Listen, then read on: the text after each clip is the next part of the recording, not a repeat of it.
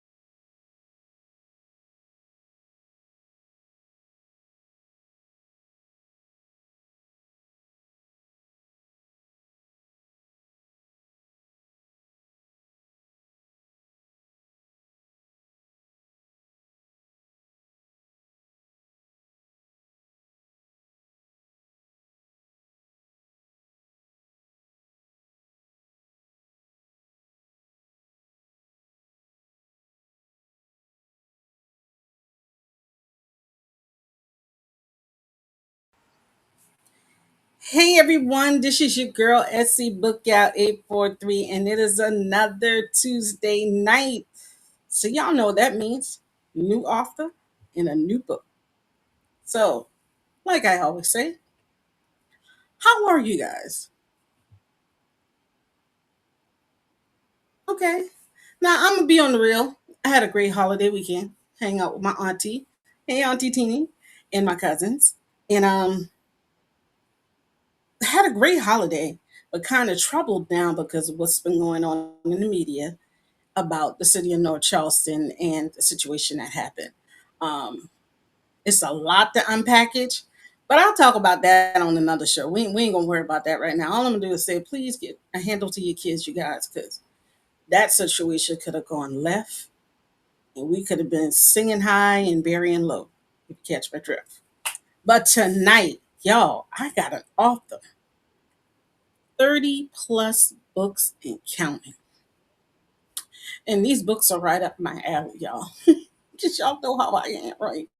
So, Nigma is an award winning author, screenwriter, filmmaker, and an animator known for crafting compelling stories across multiple genres.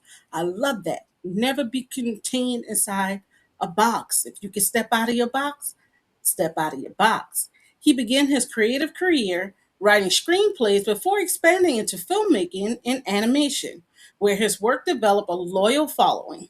Since publishing his debut novel, Confession of a Call Center Junkie. Y'all, see what I'm saying? The Diary of Lellow. In 2016, he has written numerous novels spanning drama, science fiction, romance, and crime. And y'all, crime is becoming the new genre because we're coming out of that romance phase. And now we're trying to find out who killed him and why they killed him in the books, okay? So, his imaginative storytelling and emotional depth continues to captivate readers with powerful, unforgettable narratives. So, you guys, let's bring up Enigma. I am saying it wrong. I told him I would. I told you I was going to. I told You you it are was coming. good. It's Enigma. That's all you got to know. Can I call you E? I don't mean to disrespect. Yeah, people call me E. They call me E all the time, so I'm good with that. Listen. 30 plus books, but we'll come back to that later. Can you tell me something about yourself that I did not read in your bio? Well, a lot of something that I guess I didn't really talk about is the whole process of how a lot of those stories that I come up with and how they're generated based off of dreams. The first thing I've ever written was based off a dream I had, and I took it as a sign that this needed to be put in some sort of format to tell it to other people. Initially, I wanted to do like sci-fi, just sci-fi. I'm a big sci-fi fan, but then I started kind of just going with the flow of different things. So, and the name Enigma comes from the meaning that you never know what you're going to get from me. So it's like a riddle. You don't know what you're going to get. I may be, if I'm in the mood to write romance, I will. If I'm in the mood to write science fiction, horror, whatever it is, I will write it based off of my mood. So that's why I go by the name Enigma, or E for short. So let me tell you guys, I went and I looked through his catalog. You should see me. He went from this, like, what in the world? Hold up, he over here, but now he coming over here. How do you do that with all the different genres? So, like we talked about, I started off doing movie scripts. I'm a big movie buff. I love movies, but when I watch TV, just like most people, I don't like to watch the same thing. I may be in the mood for an action movie. I may be in the mood for a romantic comedy. I may be in the mood for sci-fi. And so I don't want to contain myself to just one genre because that's not what I am. I watch a bunch of TV, a bunch of movies and things like that. And I just like the TV, sometimes I want to read something that's different. I want to write something that's different. So I've always been like that. I'm just not a person who can stay in like one lane. Like if I see something, I want to try to duplicate it, and I want to do it in whatever genre without any limitations. And I really do like that because that, as a reader, that keeps me guessing. I can't put you in a box. Now let's go back. You said that a lot of your books come from your dreams. Mhm. I want to know what you eating before you go to bed. Because some of your books, I've read some of the synopsis. I'm like, you dream some of this stuff? Like, come on. Like, Yeah, I mean, even my bestseller book, I know the one that we had on the cover there, Between Wives, that whole first chapter of it was specifically a dream. And I just woke up and I said, this is a book. I didn't know what the book was yet. I just know that this scene that I had in my head is a book and I needed to expand on it. so when you're like that, I know a lot of authors say they have something about a nightstand and they're writing everything down. How do you how do you keep control of all your thoughts? Like, okay, you wake up out of your dream. Okay, this is going to be a book. What's the next step that you do? Well, the next step is kind of I'll jot, like you said, jot the idea down. I'm more of a tech person, so I'll get on my phone and just kind of type it in one of my notepads or whatever, and then I'll kind of let it marinate for a second. I'll actually, like in that specific case, since it was the beginning of the book, I'll actually just go ahead and write that scene and then just kind of let it marinate for a while to see where it's going to go. So I always say that there's two types of authors. There's the planners and there's the growers. I'm a grower. I like to see where it's going to go. Certain books, when I'm writing them, I don't even know the ending as of yet, and I'm just writing the story as it develops in my head. So it really depends on the situation. But I always try to get something written down and then let that motivate me to kind of build on that. That's mad crazy. That's like mad crazy talent when you do it that way. So what made you want to become an author? Well, like you talked about, I started off doing, because I'm a movie buff, I started off doing like movie scripts and things like that. And I actually had a couple of scripts that were optioned, but they didn't go anywhere. And so I still had these stacks of scripts and I wanted to still get these stories out. So a lot of those scripts I converted into novels. It's basically the opposite of what most people do. Most people do the novel first, then the script. I was the other way around. And I still wanted to just get the stories out there. Like, if they're not going to make it as movies, Hollywood is just such a fickle environment to try to get some things done. And I'm still working on certain things, but I just wanted to really get those stories out. And so this way I have more of a control of who I can get it out to and also share it to the public, because sharing scripts to people, I mean, yeah, some people will read them, but you really want to get into the novels to be able to get people immersed in your work. And that's true because Hollywood is very fickle with that. But I have to say, on the flip side, I've been finding a lot of books to movies on Tubi. Like, Hmm. a lot of people like, oh, that's B movies. Oh, the movies ain't gonna make it. You would be shocked how many people I've seen on my timeline say, hey, like, for instance, Secret Society. That was by Maisha. That was a long time ago, y'all. That was like maybe 15 plus years. Okay. This book has been made into a movie. Part one and part two. I actually sat there and looked at it and had to go back and read the book because I was like, I don't remember that. Oh yeah, I remember that part. So, Hollywood can be fickle, but then you know what? You got Tubi and other Like platforms that I'm street, seeing yeah, streaming platforms now. Yeah, that is about to take over. I think Hollywood about to get a run for their money because a lot of people aren't really going to movie theaters. I mean, hmm my daughter used to go all the time, and now it's like, oh, Hey, we'll catch it when it comes on TV. hey, I'll take a Tubi movie. I have no shame. If I can get a Listen, Tubi movie, I will take it. that, that, keep that thought right there. My sister, y'all, is terrible with these Tubi movies. This is the only person I know would inbox me about 4 to 5 movie titles and ask me to look at 'em. Like, chick, I got things to do. But it shows the power of the tongue, and don't give up on it because somebody's going to pick it up. Exactly. So, which one do you feel is harder to do? Screenplays or writing a novel? Which one's more complicated? Well, writing a novel, I wouldn't say it's more complicated. Like, screenplays are a lot shorter, so they're a lot easier to get out and put on paper. But I wouldn't say it's harder for a novel, because I think the novel allows you to dig in a little deeper.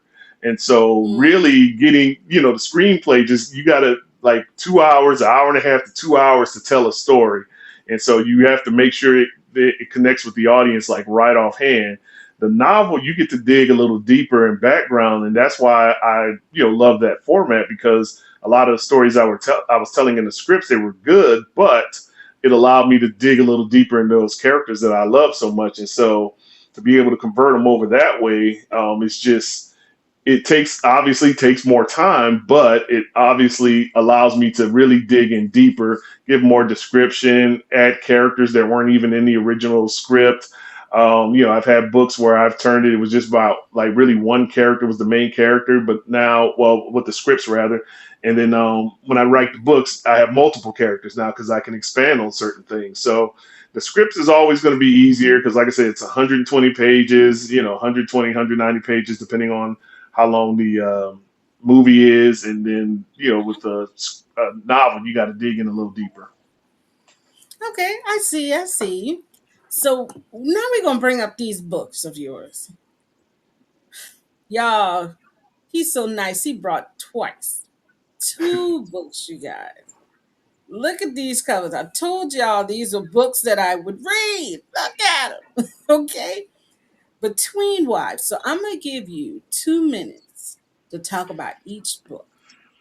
Okay. I'm that reader, and I said, tell me about your books. 2 minutes on each book. Go. All right. All right. So between wives, so this was one that I had a dream on. So the main character, he's a police officer. He's working a case. He raised this drug house. When he goes in there, there's nothing in there. When he leaves, it's 10 years later, his wife and kids don't exist and he's married to somebody else. And so that's the pitch that I always give everybody, because it basically puts you down that rabbit hole of trying to figure out, well, what happened to this guy throughout this whole process? And that's really the most I can tell it without spoiling it. It's just one of those books that again, that whole scene that I just talked about, that was a dream. For some reason, I was a police officer and I was raiding a house, and I went in there, and then I walked in. There was nothing there, and I'm walking out. Somebody else that I didn't know was like, "Hey, baby." I'm like, "Who is that?" And and I just woke up and was like, "What was that?" And it became a story. And so, as you get into the story, you get to learn exactly what happened to him on that day and why it happened. And as the story progresses, you may start to think that maybe he's crazy. Did his wife and kids actually exist? Were they real? Was this his life the whole time? You don't know, but there is an explanation for it. And everybody gets to the end, they're like, "What?" It's just one of those books. um, Oh, it, Oh, I was about to say, and then Illustrious Solitude. This one is always my favorite. I don't know why. When I wrote this script, it was more of a character study. And so the main character, think of somebody who's like a pop star like Beyonce. They have the money, the power, and the fame, but they're not happy because of some past trauma in their life.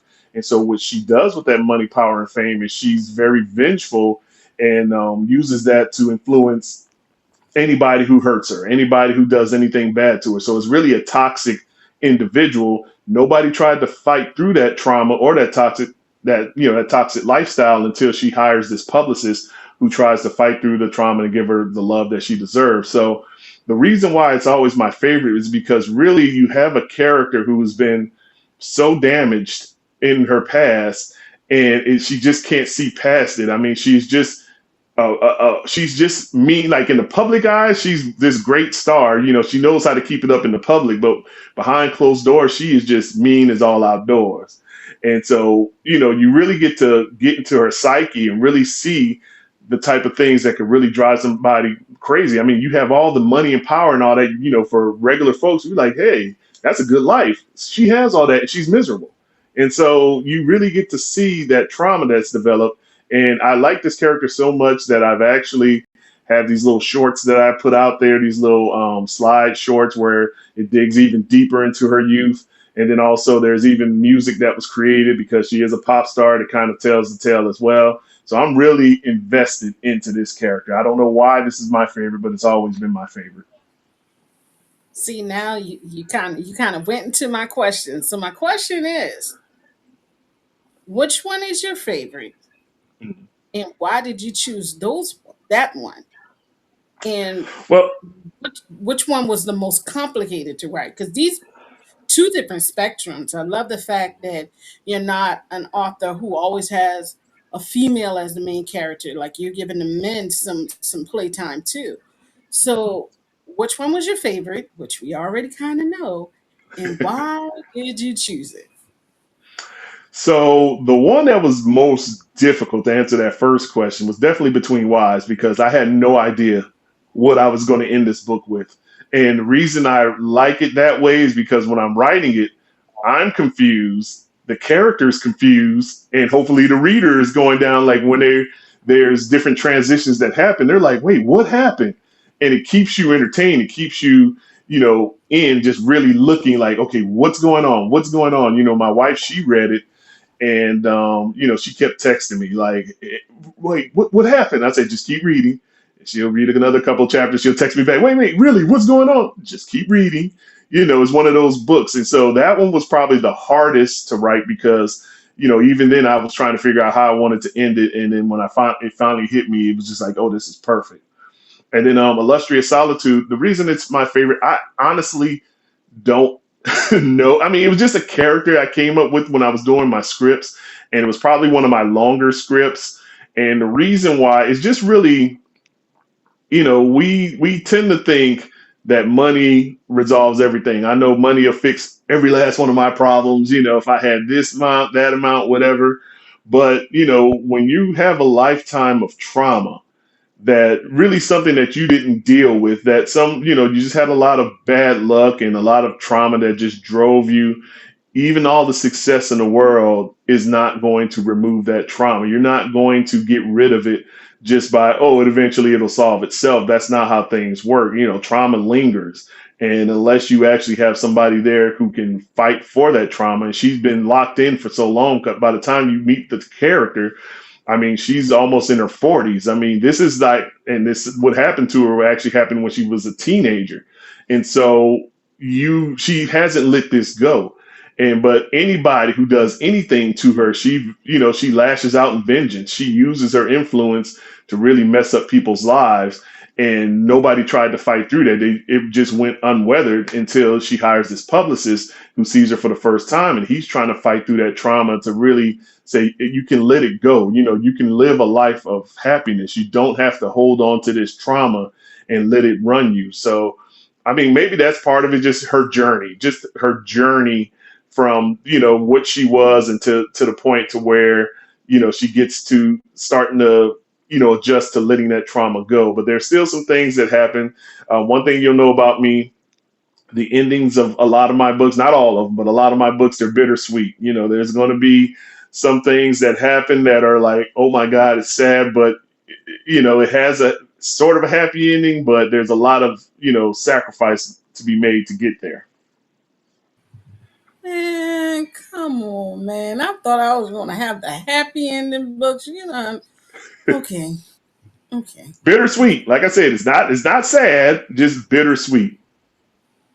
So, as the reader, what should I take from the books, or what would you want me to take from the book? It's like, I just want you to relax, have fun, and read. I want you to get that life is, eh, life can change. What do you want your readers to get from your books? And this is just any of my books. I just want you to be entertained. We all go through life, and life is hard. Different things that we're dealing with. I just want you to disappear just like I do when I'm writing it. Like no matter what's going on in life, I can disappear into a whole universe that in this case I control, and I can, mold it in a way to where some of the stories, and not all the stories, some of the, I have comedy books that are just pure comedy, is just to make you laugh. That's all I want you to do. I have a book that deals with domestic violence, excuse me, and dealing with domestic violence. I want you to see, from the outside looking in, because that was a book that I did a lot of research on, since I wasn't ever raised in that type of environment. So I really wanted to have some questions answered about that so I can portray it. And then with sci-fi, I just want to send you to another world. I want to send you to a universe that, doesn't exist in reality. I want you to really just kind of disconnect from whatever's going on and just really, just get into a good book, get into good spirits. And like I said, depending on what you're interested in, I hope I can have something that's close to allow you to disappear for a while. Awesome. So I know you said that your wife would ask you questions about your book. Has your wife ever been mad at one of the characters in your book and come up to you and be like, "So why did you do that?" Has she ever done that? Well, I know we've had conflict on certain characters. It's like certain things. She's like, I don't get this. And I'm like, well, I'm the one who wrote it. So I think I'm the one who knows what they're thinking. Certain things like that. But yeah, I mean, she has characters that she likes. And like there's this one book called The Professionals, and you have two different characters. He's dating one character, but everybody likes the other character that it's like a love triangle that he ends up getting with. And I'm like, do y'all not realize that he was actually dating the other girl, that the other girl that everybody loves is the one who kind of butted in and started the drama? But people don't really understand it. And that book is like a comedy, so it's not necessary to be taken seriously. But just things like that. She doesn't read all of them. Like she's not a sci-fi fan, so she won't read that. She'll read a lot of the urban fiction stuff, some of the coming of age stuff, and tales like that. But yeah, certain ones she'll look at, like what's going on, or how's she wants to argue a point about a character that I created. So go figure. But stuff like that, it's all fun. I think that is awesome. That is so awesome. So I'm looking at all your books because you're talking about all of them, and this one really caught my eye. And This Is America. Can you tell me about that one? Because that I'm like looking at it right now as we speak, and that one just jumped out at me. I'm like, whoa, hold up, I might need to look at this real quick. Can you tell me a little bit about that one? Sure. So that one I was actually going to make into a script, but I kept putting it off, putting it off. But after the George Floyd murder, um, you know, it was something that needed to be talked about. So it's dealing with police brutality. And the way that it's written is this is a possibility if those issues aren't resolved. You have a vigilante group who's actually going after the police who are get off on killing minorities. So they're basically doing their own sense of street justice. And there is a situation where there was a true accidental shooting, and you get to see how it affects that police officer's life as well. But when I wrote it, what I didn't want to do is lean into, okay, we're going to just talk about this one issue. I wanted to show it on both sides. Like, I know we know this, the harassment and the things that happens on the streets with the police and stuff like that. I also wanted to show it on the flip side too, like, this particular officer who was actually innocent of the situation, how his life changed through it as well.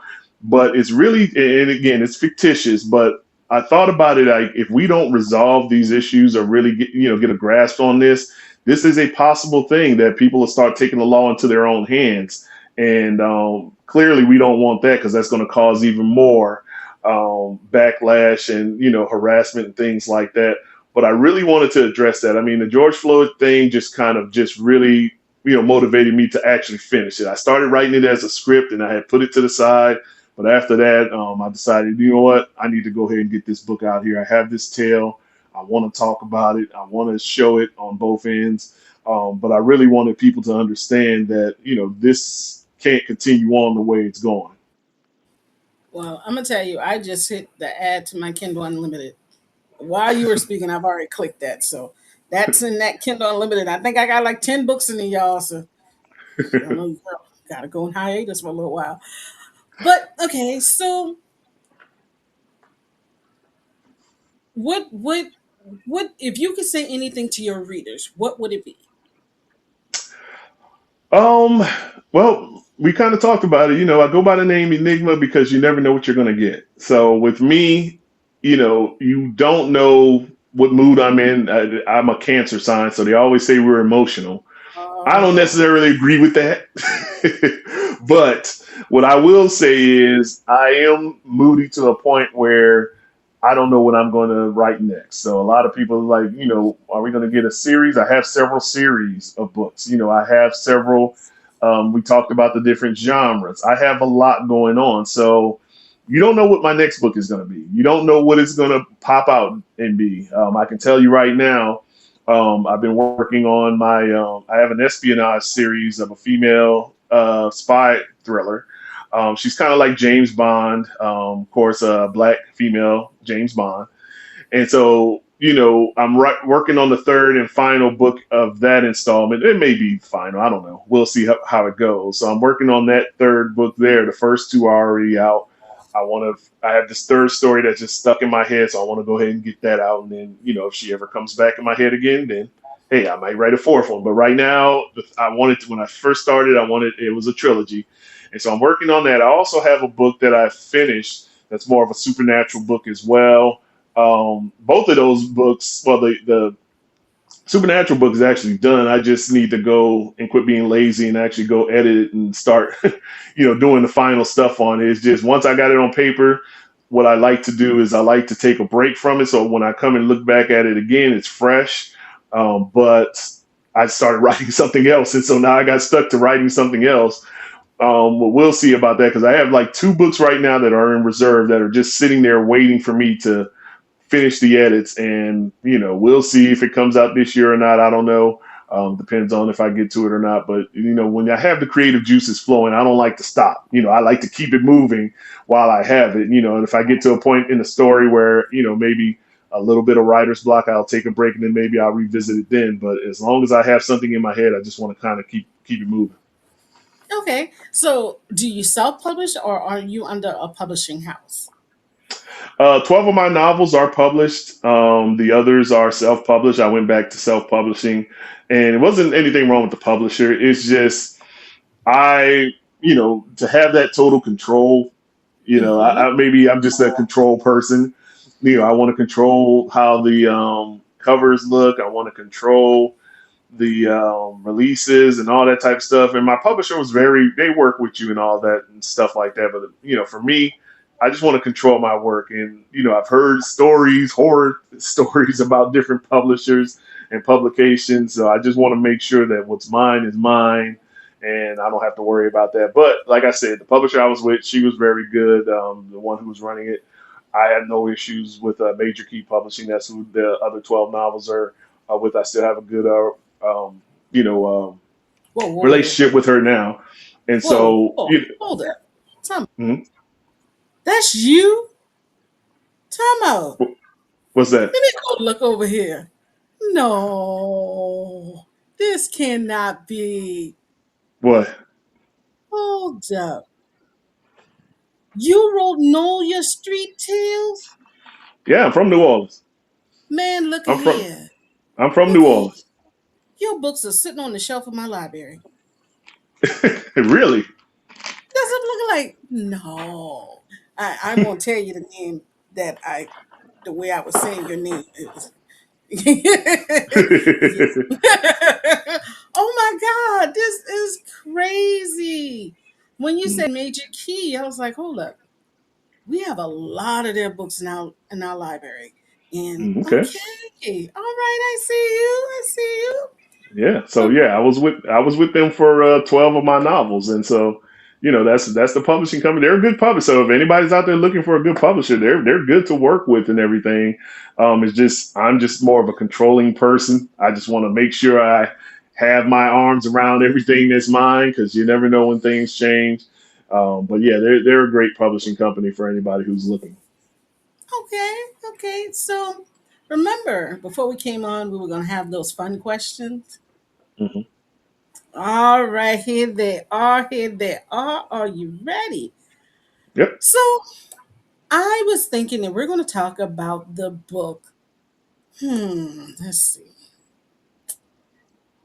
I am thinking The Luxurious Solitude. Hmm. All right, so we talk about Serena. Okay, Hmm. is Serena could be any R&B artist. Okay, and when I say R&B, I'm talking about the '90s. That's when Okay. R&B was R&B. If she Okay. could be any '90s R&B artist, who would she be and why? Well, it's funny you say that because when I first did, I used to make like little mock posters of my scripts back in the days, like they were actual movie posters. And her representative was Monica. She was Monica. Oh, And Monica, and I guess the reason, I don't know if there's a particular reason. I know there was just a great photo of Monica that just fit the whole Serena vibe.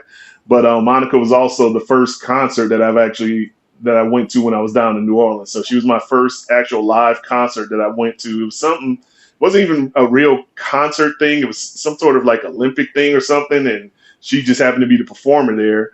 And yeah, it will be Monica. She was the one that was actually on my mock cover when I first envisioned the character. So yeah, that's funny you said okay. that. So Serena is Monica. Now we Hmm. got James. And let's say that he is one of the, we're going to step away from music. Let's say he is one of the '90s movie heartthrobs. Who would he be and why? 90s movie heartthrob. Ugh, that's a good one. Because in my head, I was thinking about somebody else, but he's not in the 90s. Um, if I had to pick 90s heartthrob, I don't want to say like maybe like a Wesley Snipes, maybe. I want to say Okay. maybe I could go with like a Wesley Snipes because I could see him playing that role, something like he was a professional person, like in Jungle Fever, how he was, that type of vibe. So yeah, I could see Wesley Snipes being that James character. See, I think my years are a little bit off because mine was 2000s. Because I was Oh, okay. actually thinking Omar Epps, but Yeah. I was a little bit. I would when I was reading your synopsis and I was thinking about it, And hearing you talk about it, I was really thinking about an Omar Epps type guy. Well, what I was thinking about when you said earlier, I was thinking about Idris Elba. That's who I was in my head. I was like, Idris Elba would be a perfect James for that role. Okay, so why would you have chosen him? Just his stature. I mean, he just has the look of the who I have the character in my head. He just has that I could see him playing the role. My favorite show of all time is The Wires. That's why I was introduced to him in the first place. But I think he has that stature that'll work well. Like say if he's working with Monica in that situation, which she would be around the age of the character right now, to be honest with you. But yeah, he just has that. He just has that presence. I think that he will be able to put up with a lot of the stuff that he goes through in order to try to battle through her trauma. He just has he has the acting chops. He's a great actor. I like him. Pretty much anything he's in. Okay, so we have Monica and we have Idris Elba. Now, every good movie has to have a theme song. What would be the theme song for this book? Well, I would choose one of my theme songs. One of the songs I created for it. Yeah. So the song I created for this is called. It's like I put together like an album that you can kind of see her evolution. Love Gave Her Wings was the first song. It's actually that song is actually in the book. The lyrics are actually in the book. So I took those lyrics and actually made it into a song. But Love Gave Her Wings would be the theme song of the book. Because it really, you listen to the song, it talks about the struggle and what she had to do to kind of get through there. And when I created that whole album, this little mock album for her, the first songs you'll hear the viral song, then you'll hear the painful song, and then you'll hear some ratchetness because that's what she did growing up. And as the album continues, her stuff starts to be a little more mature, and she starts then towards the end, you start to hear about love and actual, heartache for certain things that went on in her past. You start to hear the real version of her. There's not the whole manufactured person that you hear in the first few songs that are just like I said, ratchet, just viral, just crazy stuff. You actually start to get to the heart and soul of her. So, I know that's not a song nobody's heard, but that is the song that is the theme of the book. Every time I see it, it's a song that I still listen to on my own. All right. So, and then you have to have a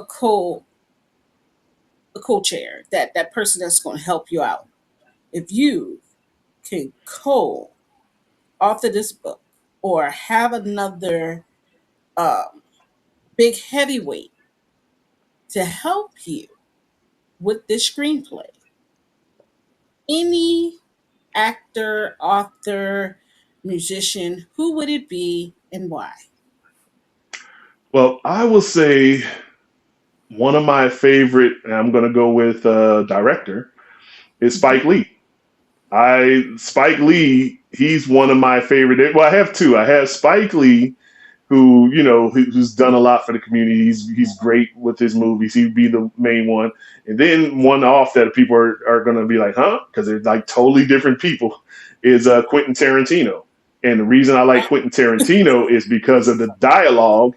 He basically writes dialogue like it's just a casual conversation, and I really try to mimic that because it's just like you just sitting like you're at work and just talking to people.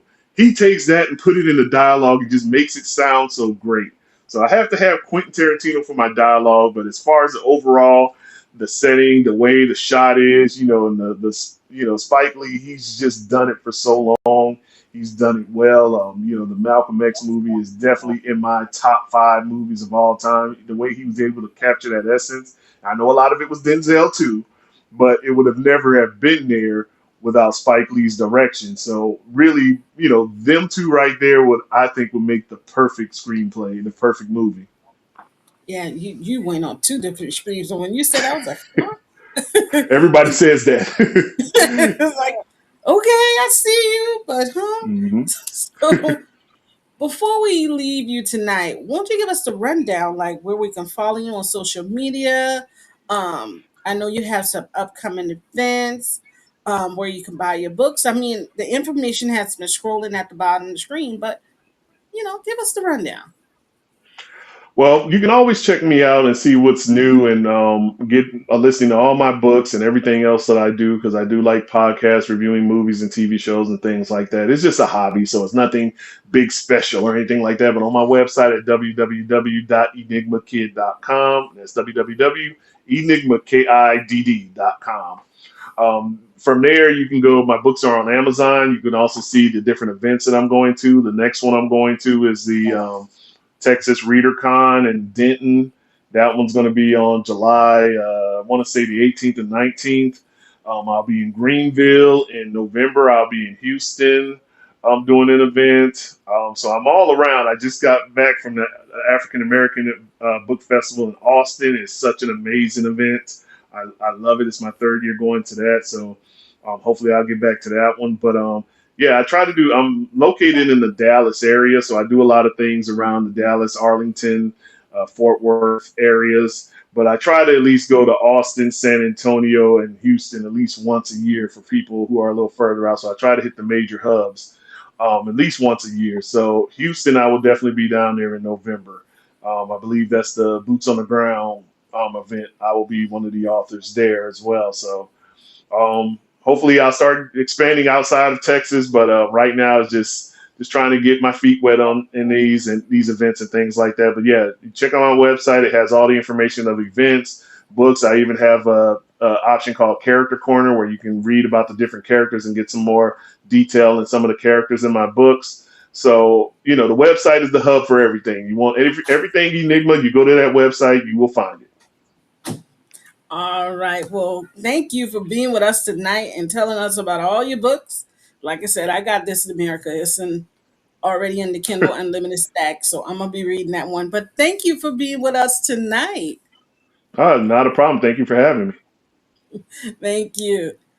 Well, you guys, it's another Tuesday night and another book and another author. You guys go grab it. I mean, he got something for everybody. And I mean, you can't go wrong. Maybe challenge yourself. Read a book outside your genre. Yeah, I just said that. Y'all know. I'm trying. I'm trying to step outside my genre. I mean, my coworker said I need to read some Amish. I said, I don't think I can go that far. But, go ahead and grab his books. If you didn't get the whole show, catch the replay right after this on YouTube. You'll have all his information at the bottom. It'll also have where he's going to be at on all his social media, okay? Guess what, you guys? Remember, we still have some events going on with SC Book Gals and Friends. We still have our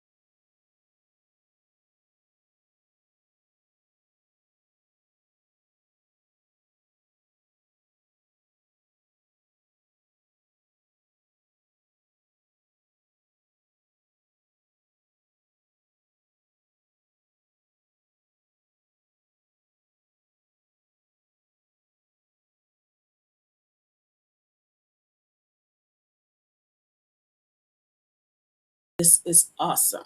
Remember, go grab his books, Enigma, because you never know what you're going to get from him. I remember that part. Another Tuesday night in the book. Remember, there's no such thing as an old book because not everybody has read every book. I'll see you guys next week, Tuesday, with a new book and a new author. This one is for the mothers and the sons.